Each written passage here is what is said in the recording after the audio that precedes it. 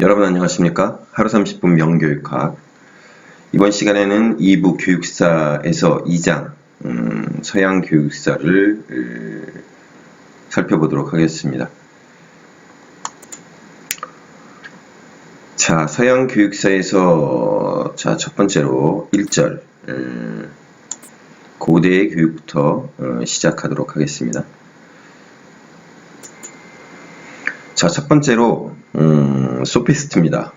특징부터 한번 보자면 보편적이고 불변적 진리를 부정하고 진리의 상대성을 주장을 합니다. 그래서 폴리스를 위한 교육이 아니라 개인의 실제적 삶을 위한 교육을 주장하고 개인주의적 교육의 기원을 이루게 되죠. 그래서 모든 지식은 감각을 통해 얻어지는 것이고 영원 불면의 진리나 보편 타당한 도덕은 있을 수 없으며 인간이 모든 사물의 척도다. 여러분들 이제 많이 들어봤겠지만 바로 프로타고라스가 바로 이제 이 인간이 모든 사물의 척도다. 이런 주장을 했다라고 하죠. 자, 그래서 교육 방법을 보면 학생의 요구에 맞추어서 출세를 위한 학문을 가르쳤고 주관주의, 주지주의, 개인주의적 입장을 견지했습니다. 실제적이고 유용한 내용을 이제 중시했고 설득력 있고 강력하게 말할 수 있는 능력을 훈련시키는 한편 수사학을 가르쳤습니다. 이제 요 설득력 있고 강력하게 말할 수 있는 능력이 뭐겠습니까? 이제 웅변술이죠. 웅변술이고. 자, 교육적 영향을 보면 논리적 분석과 수사학적 기법의 발전에 이제 기여를 합니다. 두 번째로 현실 생활에 필요한 실제적 교육을 지향했고 구체적인 사물을 통한 교육을 강조합니다. 그래서 17세기 실학주의 교육의 방법론, 그 다음에 상대적 인식론에 근거한 교육학 전통에 영향을 주었다. 이 실학주의 교육은 뒤에 이어서 우리 80쪽에서 살펴보도록 하겠습니다. 어쨌든 이제 이러한 소피스트들은 비판을 받죠. 특히나 소크라테스에 의해서 많은 이제 비판에 직면하게 되는데 이제 다른 것보다도 어쨌든 학문을 갖다가 이제 수단으로 활용해야 한다라고 하는 것이 소피스트들의 입장이 되고 그래서 출세를 위한 학문 그렇죠. 당시 이제 그리스에 있어서 정치인에 있어서의 덕목이라고 하는 것은 말을 잘해야 되거든요. 그래서 이제 웅변수를 가르치는 거고 현란한 말솜씨를 뽐내야 되니까 이제 수사학이라고 하는 것이 소피스트들에 의해서 발전을 하고 그러다 보니까는 내실이 있는 사람이 아니라 말 잘하는 사람을 갖다가 이제 길러내는 그런 일이 이제 벌어지게 된 겁니다. 자, 이제 이소크라테스인데요. 이소크라테스는 시기적으로 보면 소크라테스와 비교를 해서 비슷한 연간에 살았던 사람이에요. 비슷한 연간에 살았던 사람이고 그런데 이제 이 사람도 이제 대표적인 소피스트인데 소피스트들 가운데서는 좀 결을 달리하는 사람입니다. 그 내용을 한번 보도록 할게요. 이 소크라테스는 연설과 표현에 능한 웅변가로서의 정신 양성을 중요시했습니다. 이런 측면에 있어서 보면은 소피스트라고 굉장히 이제 통하는 부분이 있습니다. 근데 이제 소피스트들이 출세를 위한 도구로서 이제 수사학을 강조한 반면에 이 소크라테스는 출세의 학문이 아니라 인간 도야의 학문으로 이제 추구를 했다라고 하는 겁니다. 그래서 수사학을 시대의 정치적이고 윤리적인 이념의 내용들을 완벽하게 각인시켜주는 민족 공유의 문화재다. 그러면서 인간의 영혼을 도야하는 보편적이고 본질적인 형식으로 이제 본 겁니다. 분명히 이제 다른 점이 있습니다. 기존의 소피스트하고. 그래서 수사학적 교육이라고 하는 것을 갖다가 내세우는데요. 인간의 언어 능력을 다른 피조물과 구별하는 고유성으로 이해하였다. 그래서 수사학이라고 하는 것을 윤리적이고 절대적인 자질과 능력을 길러주기 위한 인간 교육의 핵심 통로로 이해한 겁니다. 그래서 학교 교육에서 학생들의 소질, 근면성, 가치 추구, 자아식 등을 강조하고 교육의 목적을 그리스가 필요로 하는 정신적 엘리트의 양성에 둔 겁니다. 그래서 수사학적 인간도야를 강조하고 그래서 수사학교를 설립해서 체계적이고 조직적으로 가르칩니다. 그래서 이 소크라테스의 이제 학문적 경향은 인본주의적 도야 개념의 역사적 원천이 되고 로마 시대의 7 자유교과로 이제 발전을 하게 되죠. 자, 두 번째는 이제 소크라테스입니다. 소크라테스는 앞서 보았던 소피스트들에 의해서 말하자면 학문이라고 하는 것이 왜곡되고 출세를 위한 수단이 되고 그런 측면들을 갖다가 비판을 하면서 이제 등장을 하죠. 소크라테스도 이제 엄밀하게 얘기하면 소피스트라고 얘기할 수 있습니다. 그런데 기존의 소피스트들하고 완전히 달랐던 거죠. 그래서 교육의 목적과 의미를 보면 교육의 목적을 참다운 진리를 아는 것, 교육은 참다운 지식으로서의 덕을 가르치는 일이다. 이렇게 얘기를 했죠. 그래서 참다운 지식을 배움으로써 지행합일의 도덕적 인간을 육성하고자 하였습니다. 그래서 참다운 지식은 완전히 체득된 지식이고 행위로 옮겨질 수 있는 지식, 실천지, 실천을 위한 지식을 의미합니다. 자, 그래서 단순히 무엇인지 알면 행하게 된다. 그런 것이 아니라 철저한 자기 성찰을 통해서 참으로 선한 것이 무엇인지를 알아야 하고 나아가 선한 사람이 될 수 있다. 이렇게 얘기했습니다. 그래서 인간의 모든 악행은 무지의 결과이다. 참으로 잘 알지 못하기 때문에 악행을 저지른다. 그래서 충분한 이유나 근거를 알지 못한 채 단편적으로 지니고 있는 지식들이 참다운 지식이 아니라는 것을 자각하는 것. 그래서 이것을 무지의 지라고 합니다. 내가 잘 모른다라고 하는 것을 아는 것이 내가 실천을 위한 어떤 지식을 얻는 데 있어 가지고 이제 기반이 된다라고 얘기를 하는 거죠. 인간의 영혼에는 본래부터 참된 진리에 대한 동경, 갈망, 사랑이 깃들어 있어서 진리를 추구하게 된다. 그래서 이것을 필로소피아, 지혜를 사랑하는 것이다 라고 하고, 이 필로소피아라고 하는 말은 이제 여러분들도 아시겠지만 철학의 어원이 되는 거죠. 필로소피. 누구나 보편적 진리의 자각이 가능하다. 그래서 감각에 의한 방법보다는 이성적 사유에 의한 방법을 강조합니다. 자, 교육 방법으로 이제 단계가 이제 두 단계가 있는데요. 반어적 단계에서 3파적 단계로 넘어가서 이제 완성이 된다라고 하는 거죠. 첫 번째는 반어적 단계, 이제 무지의 자각입니다. 앞서서 이제 무지의 지라고 했었잖아요. 참다운 진리를 알도록 하기 위해서는 먼저 계속적인 물음을 통해서 학생이 가지고 있는 인습적인 견해를 버리게 하는 겁니다. 그러면서 이제 학생은 무지를 자각하고 참된 진리를 무엇인가에 대한 의문을 갖게 된다. 그래서 이러한 의문이 진리를 추구하는 원동력이 된다. 그런 거죠. 그래서 두 번째는 이제 3파의 단계로 넘어갑니다. 이제 무지를 자각하게 되면 교사는 다시 적절한 질문을 제시하게 되고 이를 통해서 학생을 스스로 확실한 근거와 보편적 타당성을 갖춘 지식으로 나아가도록 이끈다. 이거 에피스테메라고 하죠. 에피스테메. 그래서 삼파수리라고 하는 것은 학습자에게 지식을 주입하는 것이 아니라 스스로 발견하도록 하는 방법을 의미합니다. 이어서 세 번째로 이제 플라톤입니다. 플라톤에 있어가지고 핵심이 되는 개념이 이데아인데요. 플라톤은 세계를 이데아계하고 현상계로 이제 나눠서 설명을 합니다. 이데아계는 초감각적이며 영원 불멸의 세계로 이성적 사유를 통해 인식할 수 있다.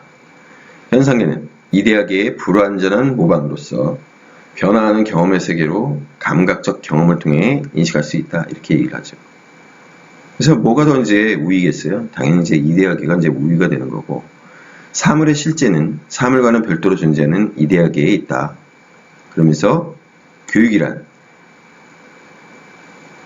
인간에게 선천적으로 내재한 이성 능력을 개발해서 이데아의 세계를 볼 수 있도록 인간의 영혼을 전환시키는 것, 전향시키는 것이다. 이렇게 얘기를 했어요.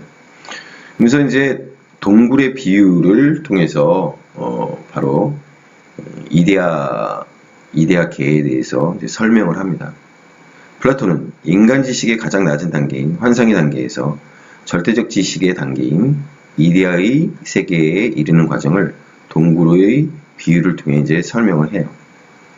그래서 동굴 속 벽에 나타나는 그림자를 통해 사물을 보다가, 이게 바로 이제 환상의 단계죠. 가파르고 거친 오르막을 통해 밖으로 나와서, 이게 이제 교육의 단계가 되고, 진정한 이데아를 인식하게 되는 계몽의 단계에 이르게 된다고 하는 겁니다.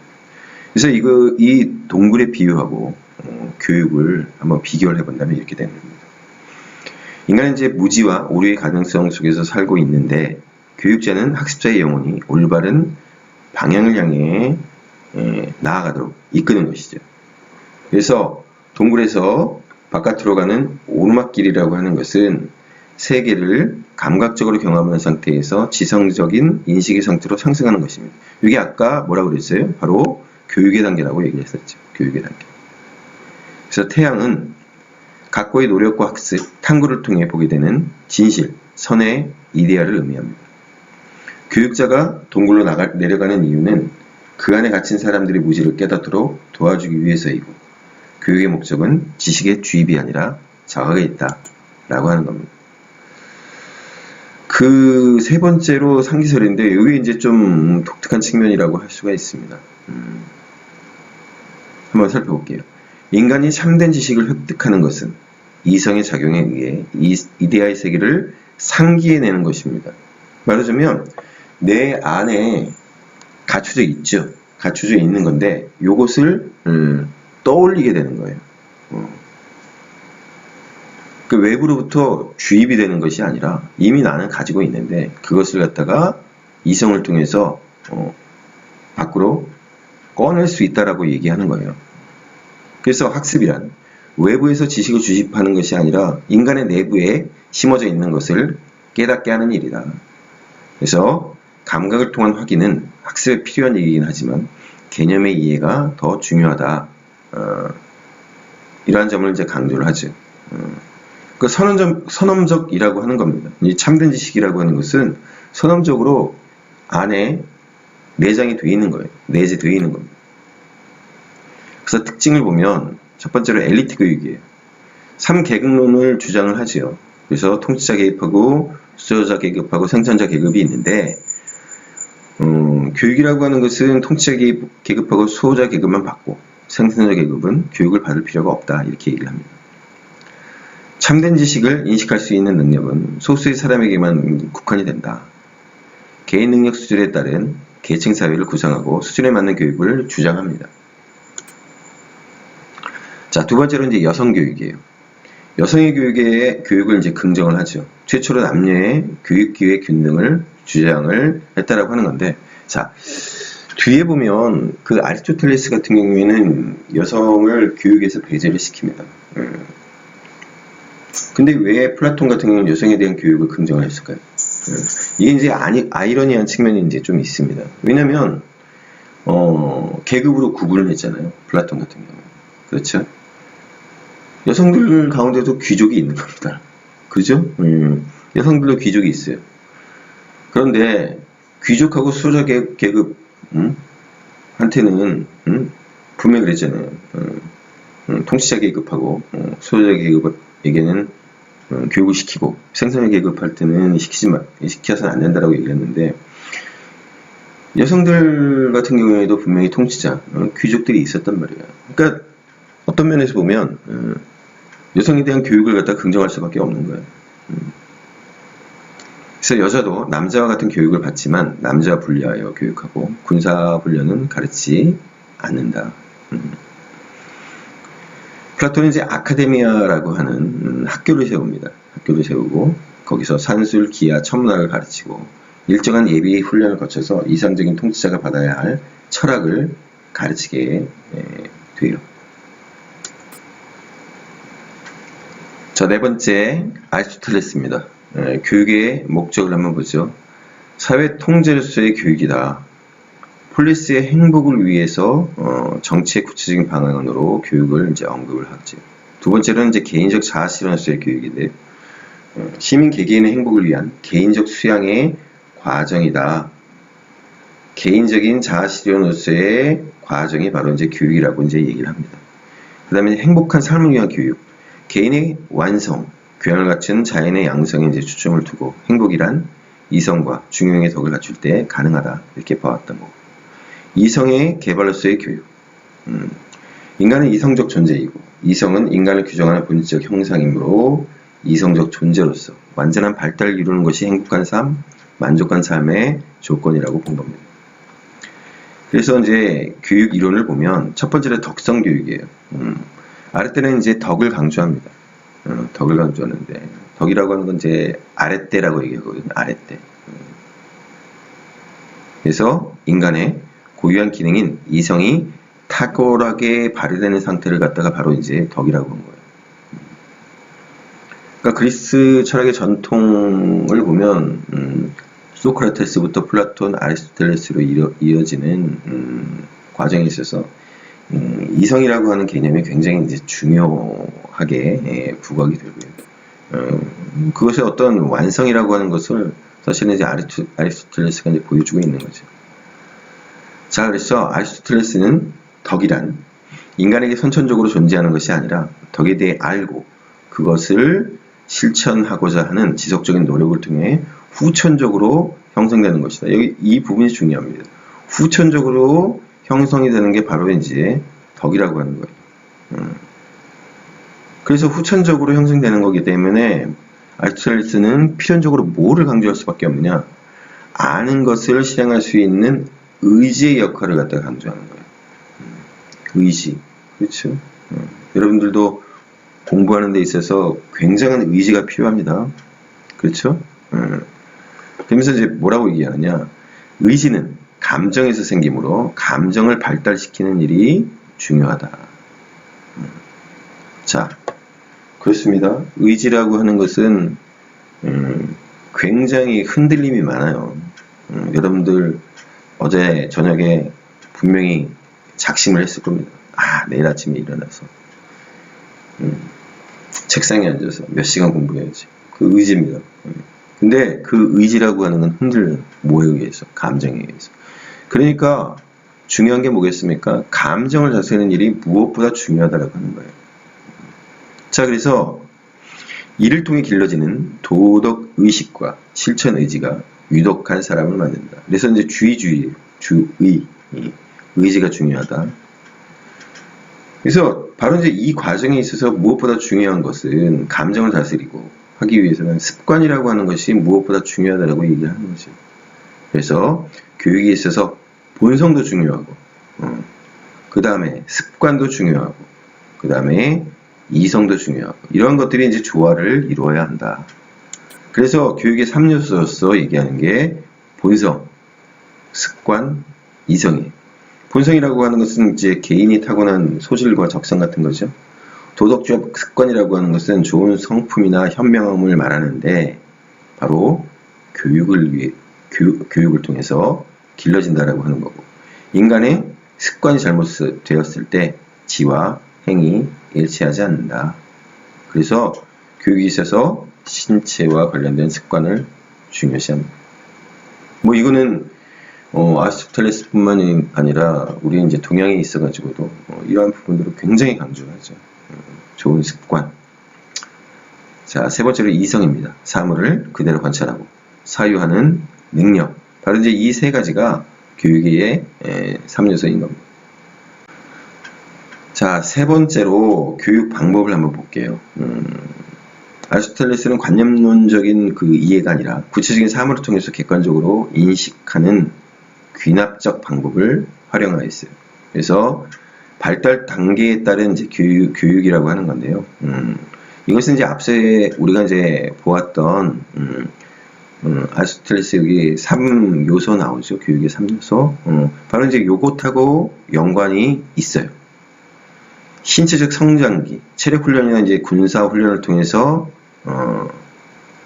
교육을 시키는 건데, 아이가 이제 타고난 어떤 천성 본성이 있겠죠. 그리고 이제 어린 아이들 같은 경우에는 아직은 그런 자연적 본성이라고 하는 것이 많이 작용을 하죠. 그러니까 주로 신체적인 성장을 갖다가 도모하고, 두 번째는 뭐냐면 영혼의 비이성적인 부분인 욕망이나 열정이 두드러지는 시기예요. 앞서 봤던 감정이라고 하는 것이 크게 작용을 하죠. 그러니까 어떻게 해야 됩니까? 그런 것들을 눌러야 되고, 우리가 이제 감정을 갖다가 앞서도 얘기했잖아요. 감정을 잘 다스려야 된다라고 얘기했고, 그렇게 하기 위해서는 의지라고 하는 게 중요하고, 그 의지라고 하는 것을 잘 이끌고 나가기 위해서는 좋은 습관을 들이는 게 중요하다. 그래서 욕망이 선한 영혼으로 발달할 수 있도록 좋은 습관을 형성시키는 게 이제 그 다음 단계입니다. 그래서 이제 주로 음악을 통해서 습관을 갖다가 이제 길러준다 이렇게 얘기하고요. 세 번째로는 이제 이성이 발달하는 시기입니다. 지력 교육을 통해서 인간의 영혼을 신적인 경지로 고양시킨다. 신적인 경지란 사물의 본질을 관조하는 사변적인 삶인데, 바로 이성이라고 하는 것이 그게 다르는 그 경지가 바로 이제 신적인 경지라고 얘기할 수 있는 거겠죠. 자, 그래서 특징을 보면 개별적인 존재 속에서 이데아가 구현되므로 모든 인간은 이성적 동물로서 교육의 대상이 될 수 있다. 그래서 교육의 대상을 확장을 시킵니다. 그러니까 앞서 플라톤 같은 경우에는 통치자하고 수호자 계급만 교육을 받을 수 있다라고 얘기를 했지만, 아리스토텔레스는 그걸 갖다가 확장을 시켜서 모든 개별적인 존재가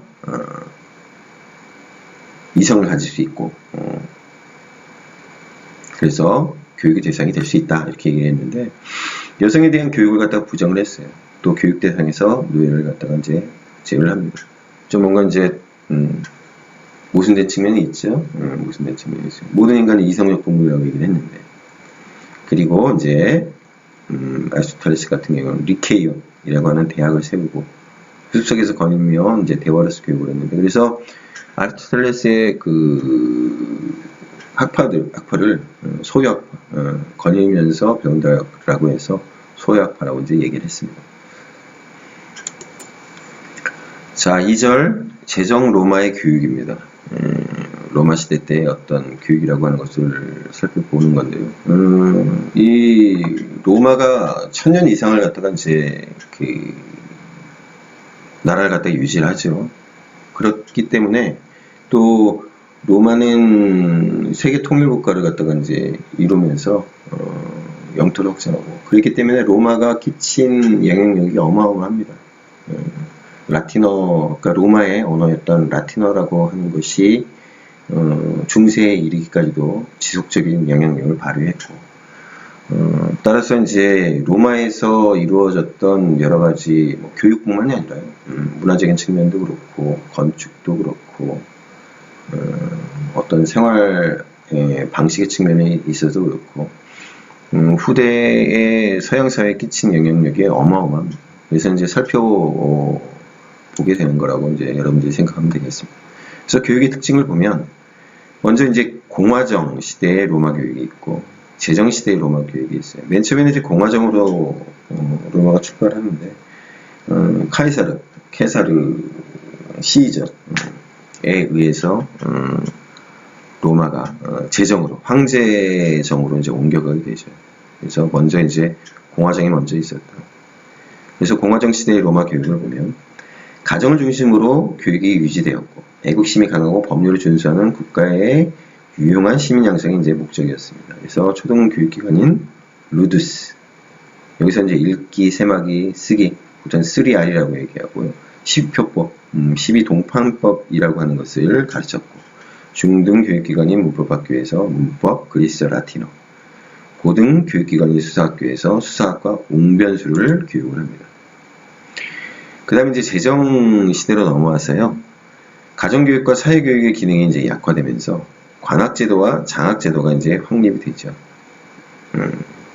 이제 관학제도를 갖다가 이제 장려를 하다 보니까 사회교육기관은 이제 억제되게 되고, 국가와 사회에 봉사할 수 있는 지적인 인간, 교양있고 유능한 웅변가를 양성하는 것을 교육의 목적으로 두었습니다.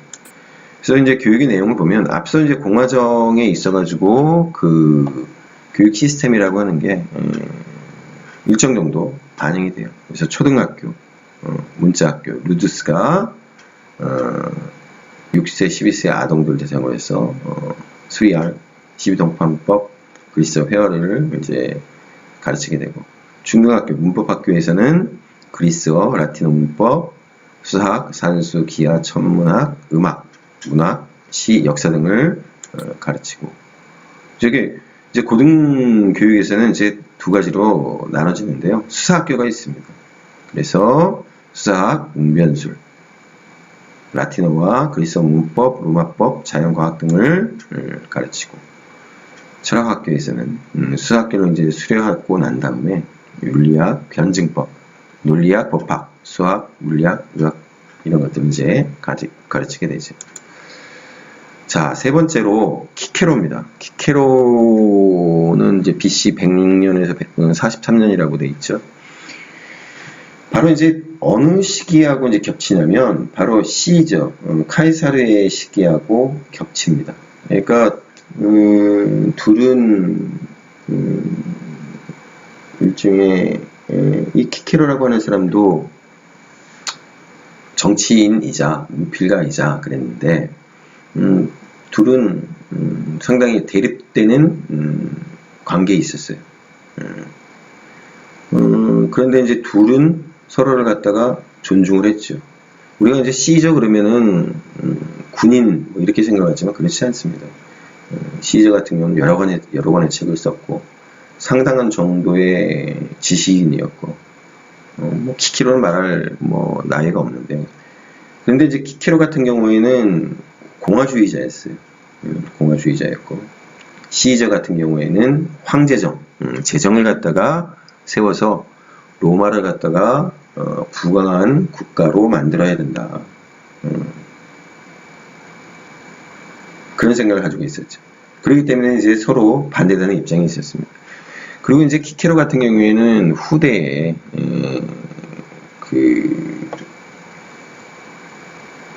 정립이 되게 되는 스토아 학파,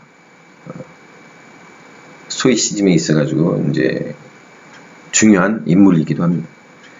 자, 키케로는 인간 정신의 최고 기능은 이성에 있고, 이성을 완전히 실현할 때 덕을 갖추게 되며, 덕을 갖춤으로써 최고의 목적인 행복이 이룰 수 있다 라고 얘기를 했죠.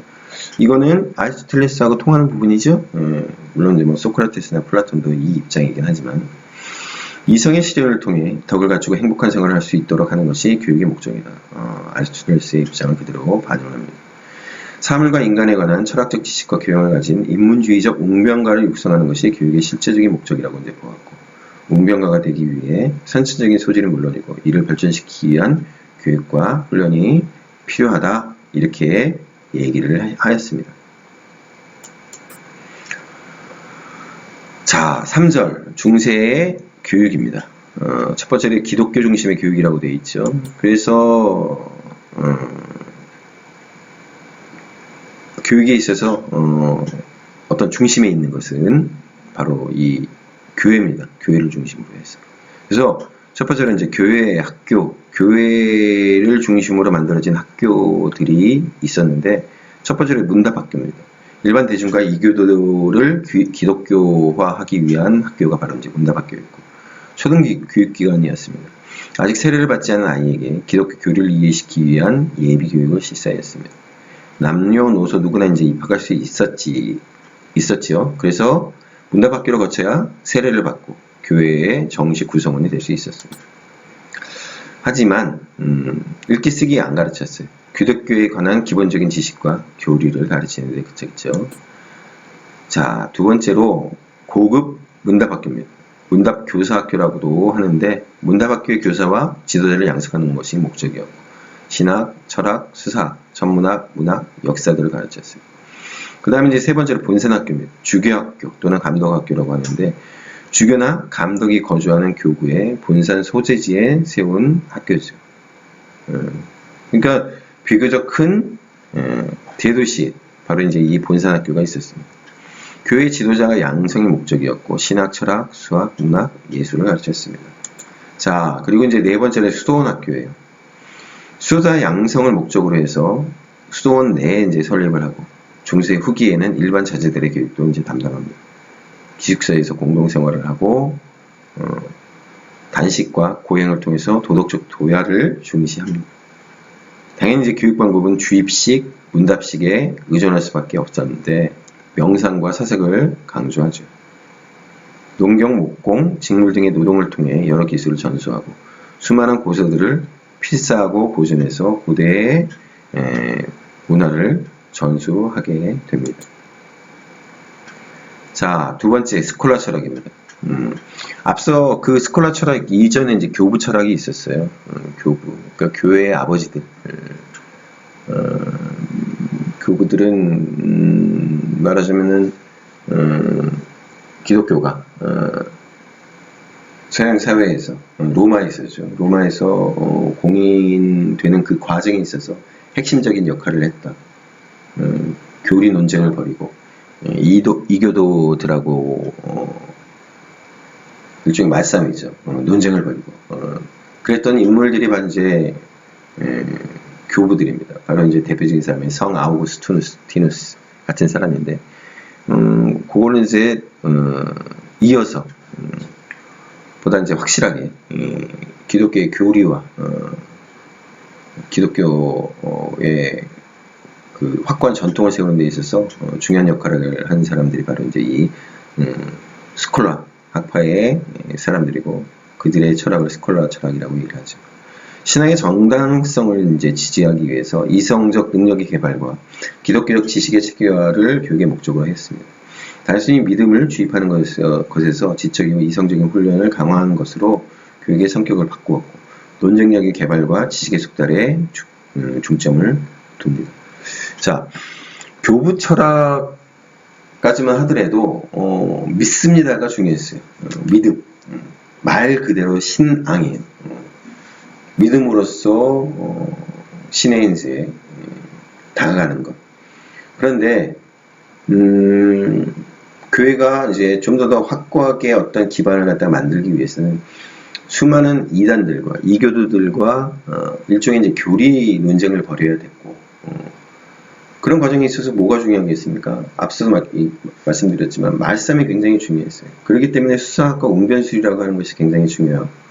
그렇게 하기 위해서는 사실은 단순히 나는 믿어 라고 하는 것 가지고는 안 되는 거예요. 이성적으로 설득이 가능해야 되죠. 이성적으로 이해가 가능해야 돼요. 그렇기 때문에 이제 이성적 능력 개발. 그래서 이성으로서 신에 다가갈 수 있다라고 얘기한 것이 바로 스콜라 철학이에요.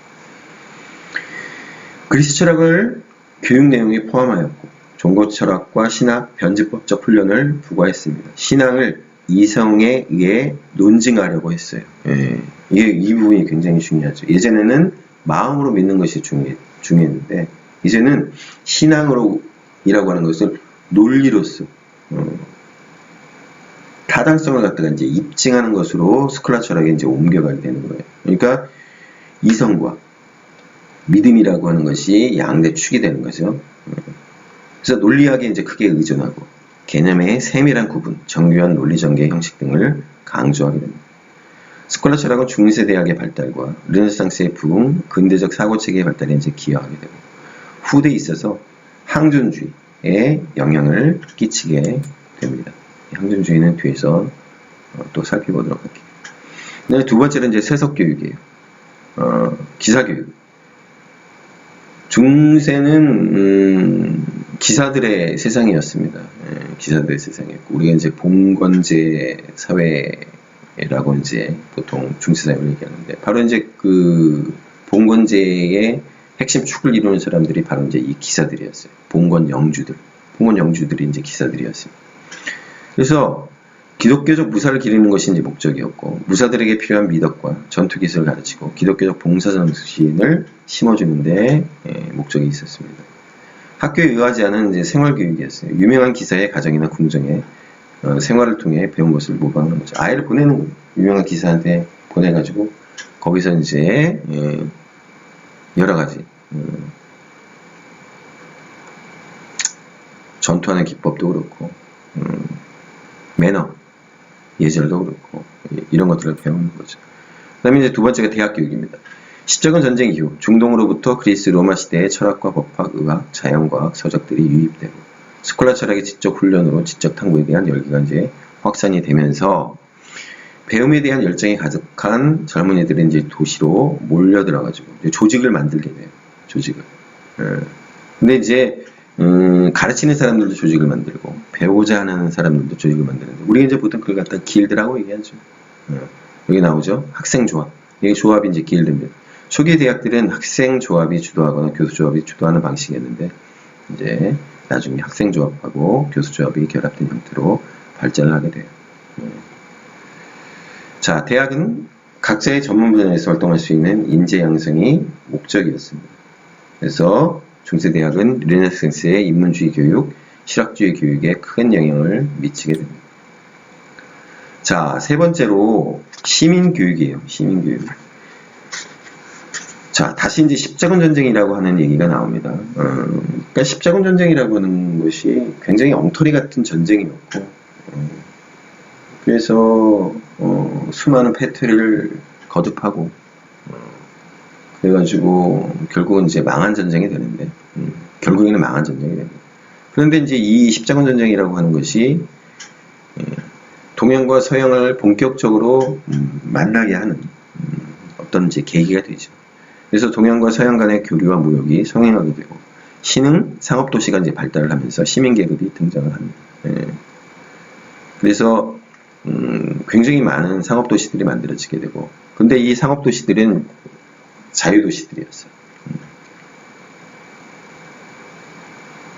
그 말하자면 자기네들이 스스로의 자치권을 가지고 스스로 도시의 운영, 통치를 갖다가 했었던 여러 이제 상업도시들이 있습니다. 물론 이제 봉건 영주들에 의해서 이끌어져 나갔던 신흥 상업도시도 물론 있었지만 동유럽의 비잔틴 문화와 이슬람 세계의 문화가 서유럽으로 유입이 되면서 새로운 학문의 부흥과 지적 탐구 정신이 꽃을 피우게 됩니다. 그래서 시민사회의 성장이라고 하는 것은 시민계급이 필요로 하는 교육에 대한 수요를 만들어내게 돼요. 직업기술의 습득, 읽기, 쓰기, 세마기, 법률적 지식의 습득을 원하게 되죠. 너무나 당연하지 않겠어요. 상인들이 활발하게 활동을 하게 되면서 상인들은 또 뭐겠습니까? 좋은 물건들을 구입을 해야 되겠죠. 그러니까는 간의 숭어업 아니면 중규모의 어떤 숭어업을 통해서 물건들을 갖다가 이제 제공을 받아야 돼요. 그러니까 당연히 직업기술이라고 하는 게 필요하고 또 회계정보 같은 것들을 갖다가 이제 작성을 해야 되고 또 법률적인 쟁성들이 많이 발생할 수밖에 없어요. 상행을 하게 되면 그래서 읽기, 쓰기, 세마기, 법률적 지식 이런 것들이 중요하게 되죠. 직업기술 교육의 필요성을 충족시키기 위해서 도제교육, 앞서 말씀드렸지만 장인과 도제 관계 속에서 어렸을 때부터 그 장인 밑에 들어가가지고 도제교육을 받으면서 기술을 습득하고 이제 이런 도제교육이 활발하게 펼쳐졌고요. 그래서 중세의 직업교육과 기술 발전에 크게 공헌을 하게 됩니다.